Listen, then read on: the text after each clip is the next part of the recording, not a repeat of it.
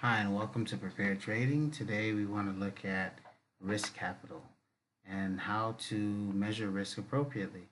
And today I'm going to look at how to measure risk just on a basic level if you're new to trading. So if you don't know much about trading and you've never really, you know, did your real risk analysis, you just jumped in and started trading, or you have done some before and you just kind of want to see it from another angle, this will be a very, very good step.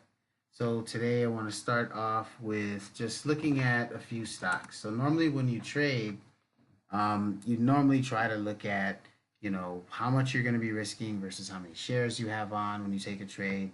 Um, and that's normal for any trader. But oftentimes, what can happen is you can put on a set of shares, and then the market moved more than you anticipated, and you end up down a lot more than you thought.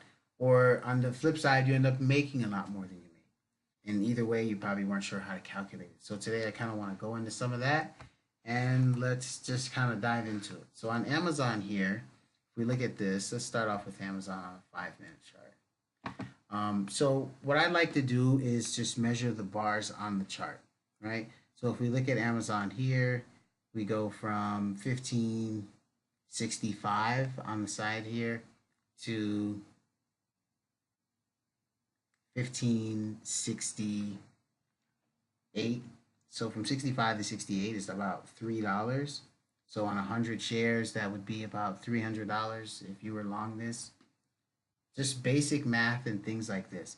So if you're trading something and you know that you don't want to lose $300 or that's your max loss for the day, then you probably shouldn't trade Amazon because in one bar for you or against you, you could lose $300. And if you still want to trade Amazon, maybe it just means you have to trade with less than 100 shares. Maybe you have to do 10 shares. And on a 3 point move like this, maybe you only make $30 instead of making 300. In trading, it's not about what you make, it's about what you don't lose. So as long as you can survive and stay there for another day, you're going to always be okay, right? So you never want to kind of jump the gun on that. So let's look at just a smaller symbol. Look at GE here. So on GE, here, my charts are acting a little funky. On GE, it's a much cheaper stock, right? So GE is about $14.05. It's not an expensive stock. So a bigger bar or a bar relatively the same size as Amazon is not going to have as much sense in it, right? So if you look at this, it's 13.88 to the tippy top of the bar is 13.96. So we go from 88 to 96. That's not even a 10-cent move in one green bar. So if you have 100 shares on, it's like $7, $8, $9 or something. It's not much of a move. So in GE, maybe you might want to put on more shares. And you can learn this just by measuring the bars on the chart. It's very simple. It doesn't require a huge amount of knowledge of trading or anything like that. You're just pretty much looking at the opening price and looking at how big the bar was at the closing price. And you can do that for any symbol you can think of, right? Whatever your favorite stock or favorite symbol is, this is Goldman Sachs here. Whatever your favorite stock or symbol is, you can kind of do the same thing. So on Goldman, it goes down to what's this 23, 234, 10 or 09 or 15, all the way up to 235 even. Let's say 235 even, 235.10, a whole dollar. So it doesn't move that much, right? It's a dollar move. If you have 100 shares on, it's $100. And I know for a lot of people who are new to trading, they're not sure on how to do the math for trading, and I'll get to that in a second. But for right now, I just kind of want to go through some of the stocks and just show how some of these stocks have a 20-cent move, some of them have a 30-cent move, some of them have a 40-cent move, some of them have, like Amazon, a 3 or 4 point move. So whenever you're trading, it's just always something that you want to be aware of. If you're trading a symbol that moves a lot more, maybe you should put on a lot less shares.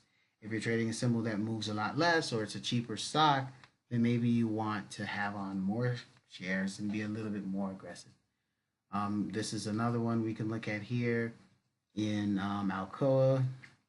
So 50.72 at the bottom here to 51.04. So we go from 72 to 04.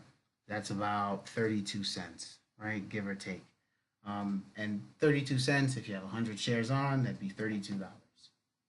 So if you have a bigger account and you can stand to make or lose more, maybe you put on 500 shares, or maybe you put on more than 100 shares to make more money. Maybe you put on 1,000 shares, and then that 32-cent move would be $320 and not just $32 on 100 shares.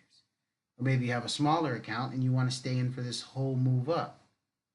Either way, it's just something that you have to regularly calculate how many shares you're going to get in, how much you're going to risk on every trade.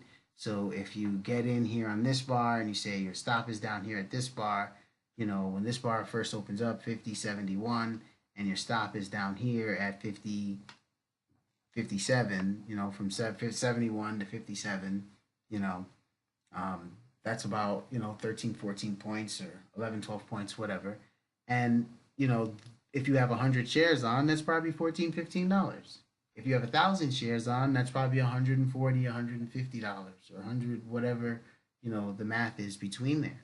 So it's something that you want to gauge. If you're going to risk $50 a day, maybe you could risk $15 here and do 2 or 3 trades throughout the day because you trade smaller symbols and you can spread that across a lot of symbols. Or if you're going to trade bigger symbols, then, you know, things like Google or Facebook are going to be a lot more expensive. Even just the smaller shares, I mean, just a smaller move, a smaller bar, anyways, is going to have a bigger move in it. So if you look at this here, we go from this in Google, let's just say 23.75 to up here to 25.86. So it's like a whole $1.86 or something like that move in there, you know, and that's in one little bar. So if you just calculate a whole move up, it could really, really be a stretch. And if you're trading, it's going to be something that you always want to think about. It's not about what you make, it's about what you don't lose.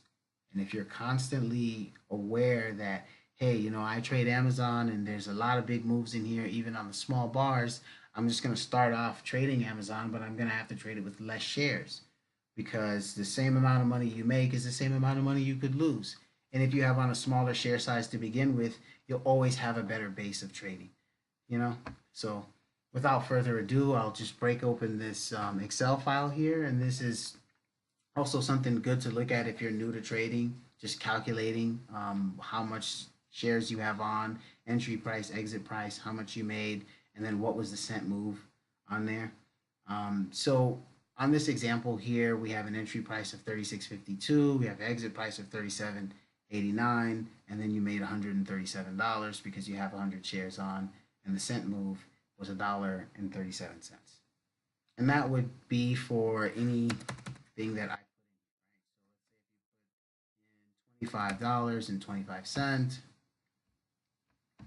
and let's change this real quick to, I don't know, $78.09.